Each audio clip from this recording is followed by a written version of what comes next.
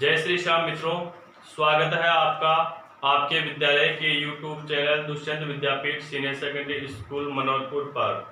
अगर आप चैनल पे नए हैं तो चैनल को प्लीज सब्सक्राइब कर लें। पिछले वीडियो में हमने बात की थी कुंवर नारायण की कविता के बहाने। यह कविता हमने पढ़ी थी। आज हम जो पढ़ने जा रहे हैं वो कुंवर नारायण की ही कविता है, जिसका नाम है बात सीधी थी पर। तो आइए देखते हैं। तो चलिए देखते हैं। अध्याय संख्या है यहाँ पर 8। बात सीधी थी पर। कवि है कुंवर नारायण। ठीक है, पूरा पद है वो एक बार मैं पढ़ के यहाँ पर आपको बता देता हूँ। बात सीधी थी पर एक बार भाषा के चक्कर में जरा टेढ़ी फंस गई।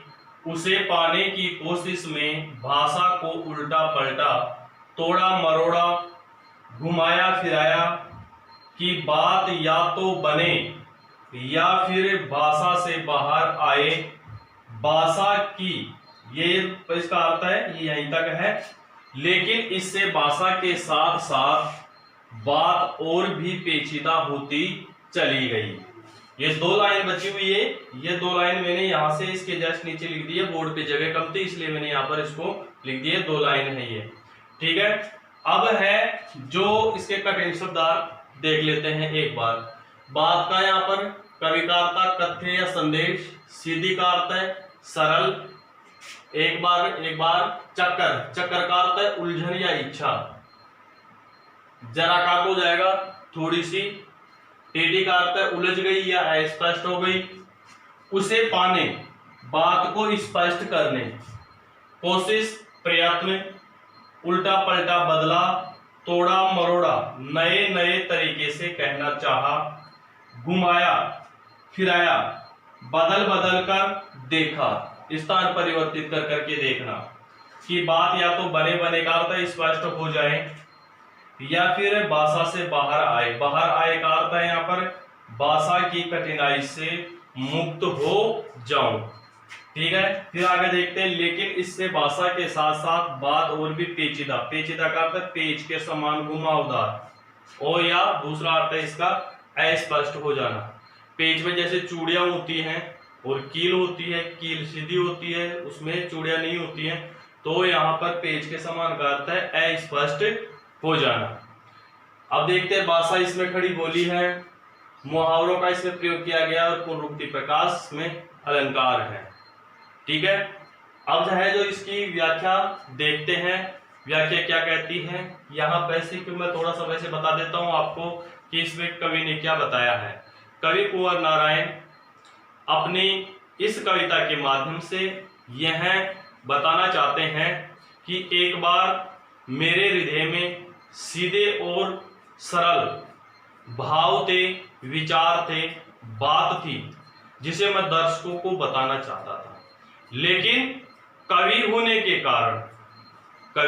के कारण मैं उस बात को सीधे सीधे न कहकर मैं उस भाषा में कुछ परिवर्तन करने लगा। परिवर्तन का मतलब यह है कि स्वयं को कवि अपने आप को अन्य लोगों से सर्वश्रेष्ठ समझता है कि मैं अपनी बात है ऐसे साधारण शब्दों से थोड़ी कहूंगा, कुछ मैं नए शब्दों का प्रयोग करता हूं इसमें।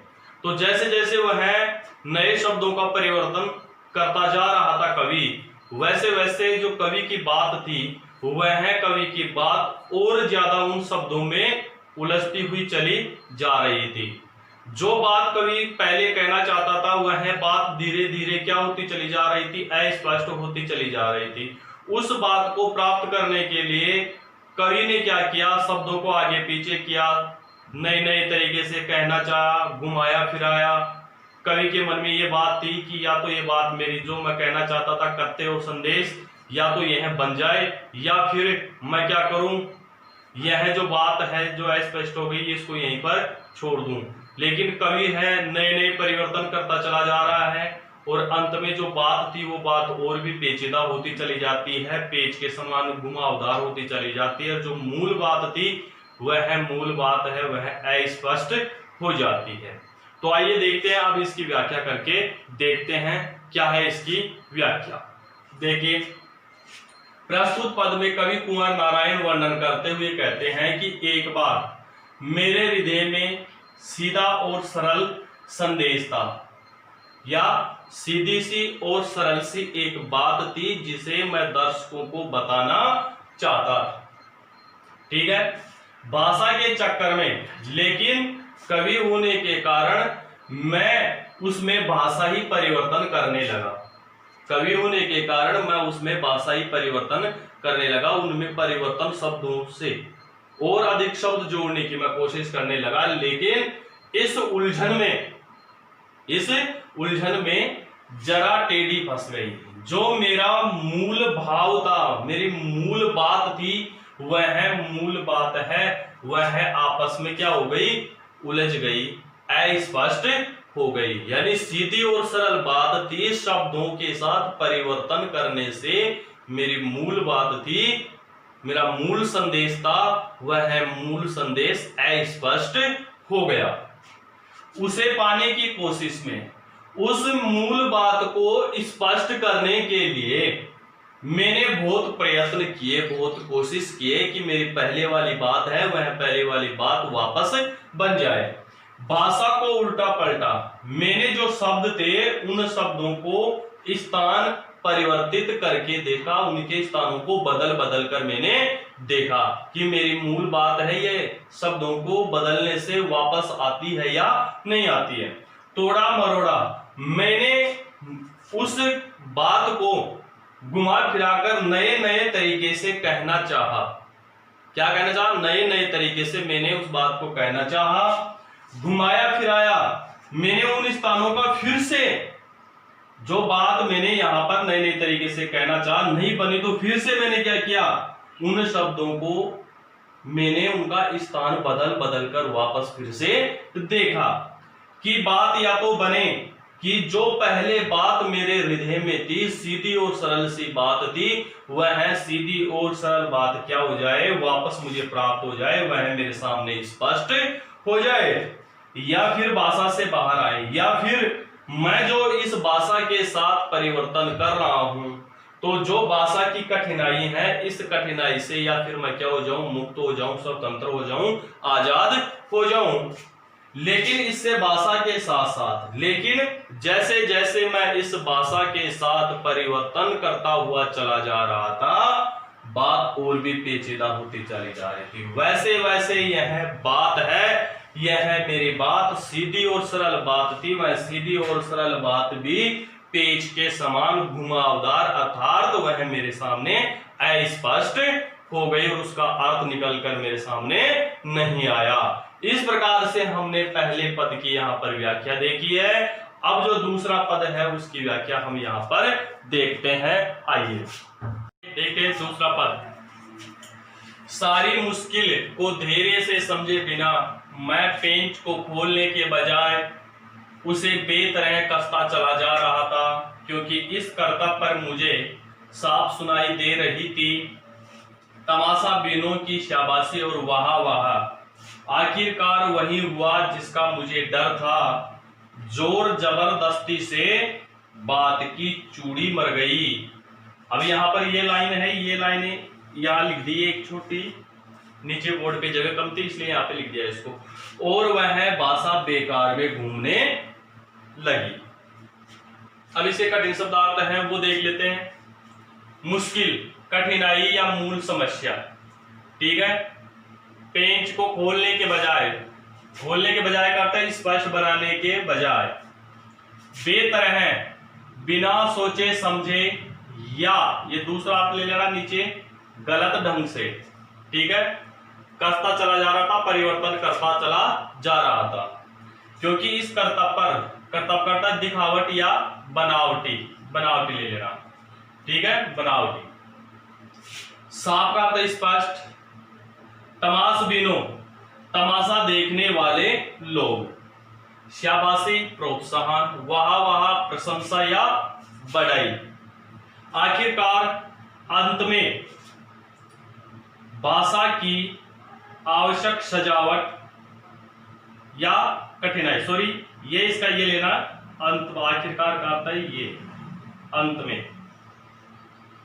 ठीक है, ये अंत में वही हुआ जिसका मुझे डर था, जोर जबरदस्ती, जोर जबरदस्ती का अर्थ है भाषा की अनावश्यक सजावट या कठिनाई। ठीक है, जोर जबरदस्ती। बात की, अब ये बात की चूड़ी मर गई, इस पूरी लाइन में रूपक अलंकार है यहां पर। ठीक है, चूड़ी मर गई। अब यहां पर चूड़ी का अर्थ यहां पर दे रखा है बात का मूल प्रभाव। इसका चूड़ी का अर्थ है यहां पर ये बात का मूल प्रभाव। मर गई, मर गई का अर्थ है यहां पर बेकार हो गई, बात प्रभावहीन हो गई। अब जो इसके जस्ट नीचे की लाइन है वो नीचे की लाइन ये है, और वह भाषा में बेकार घूमने लगी। अब जो बेकार घूमने लगी है इसका अर्थ है भाषा से पीछे रह गई, बेअसर हो गई, यानी प्रभावहीन हो गई। अब इसकी व्याख्या देखते हैं। प्रस्तुत पद में कवि कुंवर नारायण वर्णन करते हुए कहते हैं कि सारी मुश्किल को धैर्य से समझे बिना, मेरी जो बात थी उस बात की मूल समस्या है, उस मूल समस्या को धीरज से समझे बिना ही, यानी मैंने धैर्य पूर्वक मेरी जो बात थी, सीधी और सरल बात थी जिसे मैं कहना चाहता था, उसे मैंने धैर्य पूर्वक उसकी मूल समस्या को मैंने नहीं देखा। मैं पेंच को खोलने के बजाय, मैं उसके मूल भाव को समझने के बजाय मैं उसे और स्पष्ट बनाना चाहता था, लेकिन वह और स्पष्ट नहीं बने रही थी। उसे बेतरह कसता चला जा रहा था। मैं बिना सोचे समझे मैं उसमें अनावश्यक ढंग से, गलत तरीके से मैं उसमें परिवर्तन करता चला जा रहा था। यानी कहना ये चाहता है, कवि ये कहना चाहता है कि मैं भाषा को पेंच का अर्थ होता है, जैसे पेंच होती है उसमें एक एक चूड़ी अपन कसते हैं तो वह जकड़ा रच्ची होती है।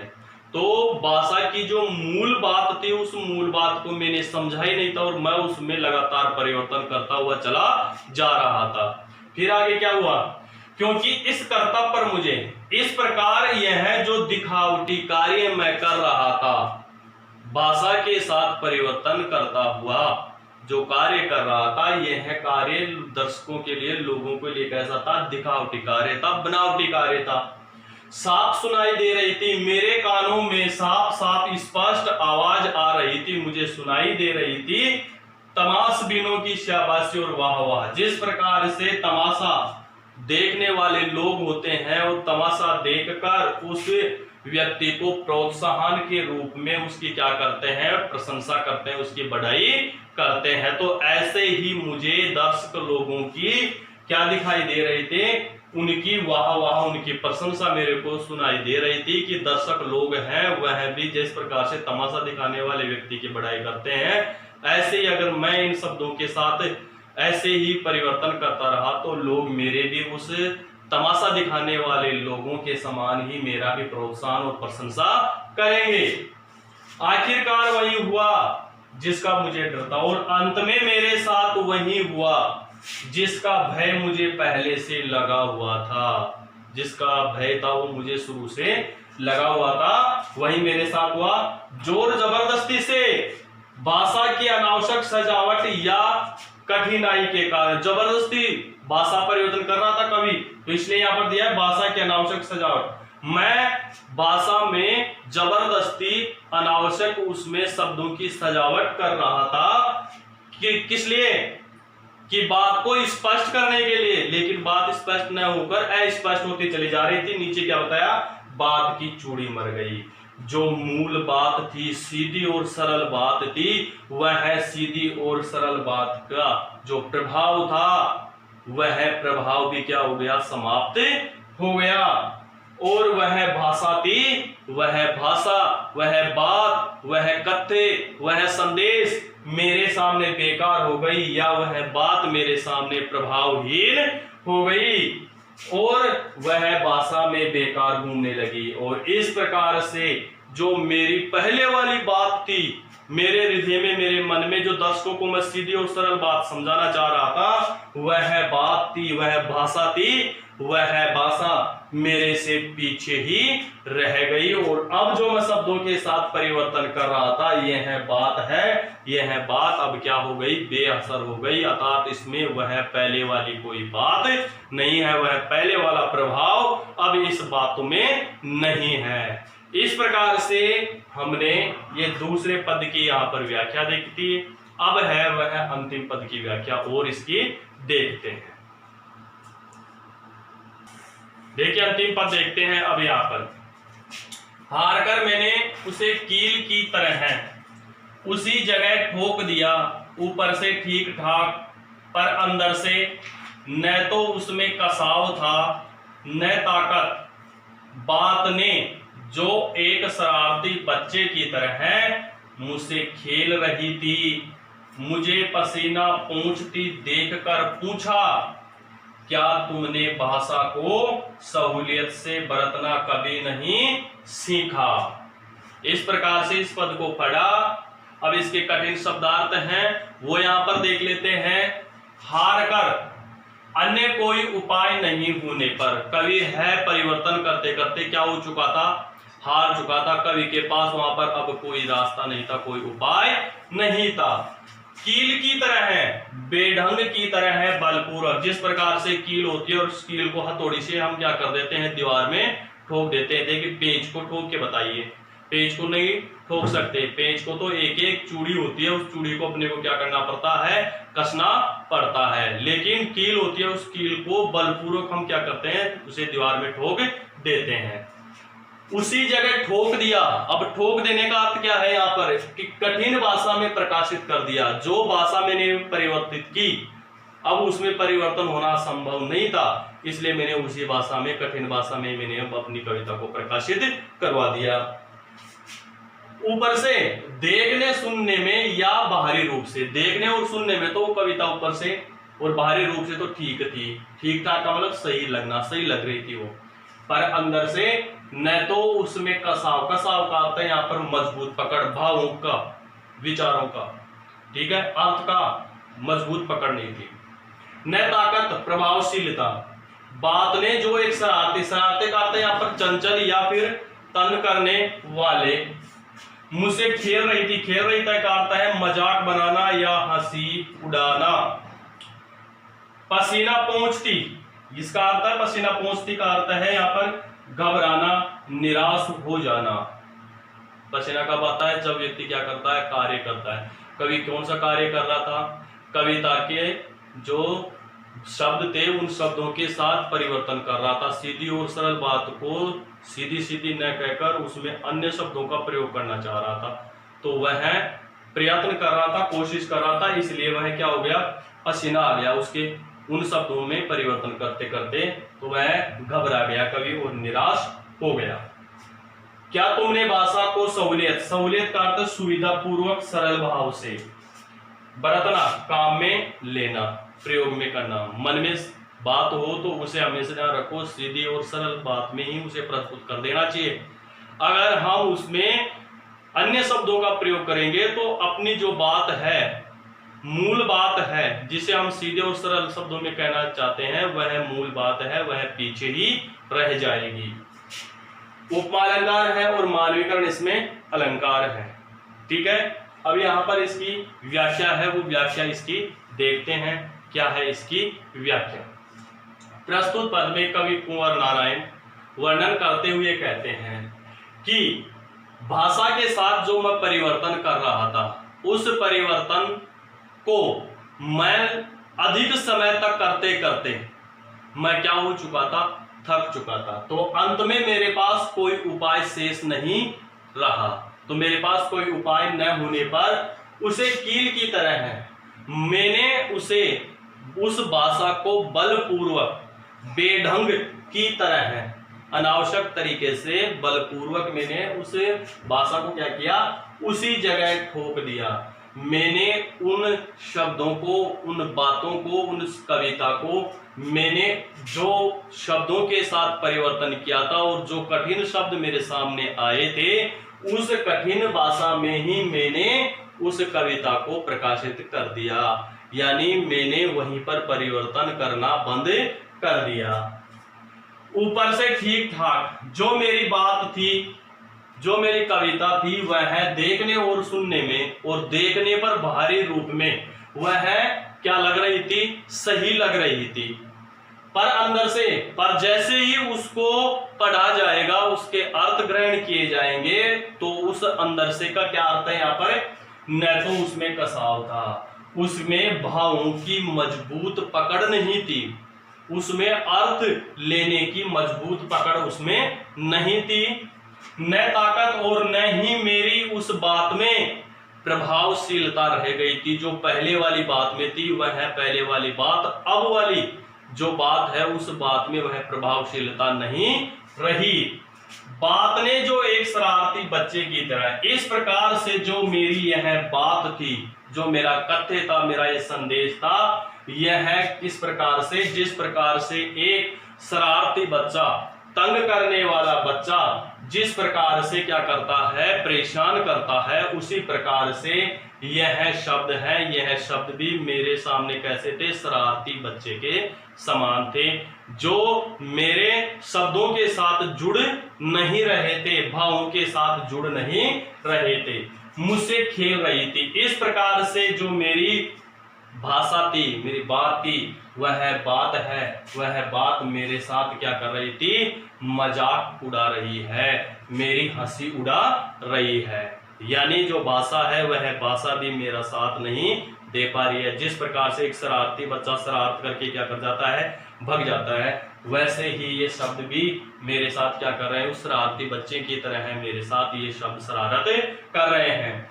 मुझे पसीना पहुंचता देखकर, इस प्रकार से जब मैं उस बात के साथ साथ परिवर्तन करता चला जा रहा था, तो मैं घबरा गया था और निराश हो चुका था पहुंचते देखकर, और मेरे मस्तिष्क पर क्या आने लगे थे, पसीना आने लगे थे, तो वह व्यर्थ का परिश्रम करते हुए देखकर उस शरारती बच्चे ने, और उस भाषा में जो भाषा थी, उस भाषा के साथ जो मूल बात थी, वह मूल बात कठिनाई में फंस चुकी थी। किसकी कठिनाई, शब्दों की कठिनाई में। तो उसने पूछा, क्या तुमने भाषा को, उन शब्दों ने पूछा कि मानते हैं कवि हैं आप, लेकिन कवि होने के बाद भी हमारा एक संदेश है कि भाषा को हमेशा क्या करना चाहिए, सीधे और सरल शब्दों में ही प्रयोग करना चाहिए, उनमें अनावश्यक परिवर्तन नहीं करना चाहिए। क्या तुमने भाषा को, क्या आपने भाषा शिक्षा दे रही है कवि को कि क्या तुमने भाषा को सहूलियत से बरतना कभी नहीं सीखा, सुविधा पूर्वक सरल भाव से तुमने इन शब्दों को काम में लेना, प्रयोग में लेना तुमने कभी अपनी जिंदगी में नहीं सीखा क्या। अब यहाँ कहने का तात्पर्य यह है कि यहाँ कवि की जो बात थी वह बात सीधी और सरल थी, लेकिन सीधी और सरल होने के बावजूद भी जो कवि है उसमें अपना कवित्व दिखाने के लिए कि मैं साधारण व्यक्ति थोड़ी हूं कि जो मैं अपनी बात को सीधे और सरल शब्दों में कह दूंगा, नहीं, मैं उसमें कुछ चमत्कार पूर्ण शब्दों का प्रयोग करता हूं। तो जैसे जैसे कवि चमत्कार पूर्ण शब्दों का उसमें परिवर्तन करने लगता है, तो जो मूल बात थी वह मूल बात भी क्या हो जाती है, कवि द्वारा शब्दों से छेड़छाड़ करने, उनमें परिवर्तन करने से मूल बात अस्पष्ट हो गई, बात की चूड़ी मर गई, अर्थात मूल जो बात थी वह मूल बात क्या हो गई, नष्ट हो गई, समाप्त हो गई। इस प्रकार से हमने कुंवर नारायण की दूसरी जो कविता है बात सीधी थी पर, ये इसका हमने भावार्थ यहाँ पर देखा है। अगर आपको वीडियो अच्छा लगे तो लाइक जरूर करें, शेयर करना न भूलें, और कमेंट करके मुझे जरूर बताएं कि आपको वीडियो कैसा लगा। अगर कुछ इसमें कमियां हैं तो मुझे कमेंट के माध्यम से बताएं, ताकि नेक्स्ट आने वाले वीडियो में मैं उन कमियों को और सुधार सकूं और वीडियो को और भी बेहतर तरीके से बना सकूं। जय श्री श्याम दोस्तों।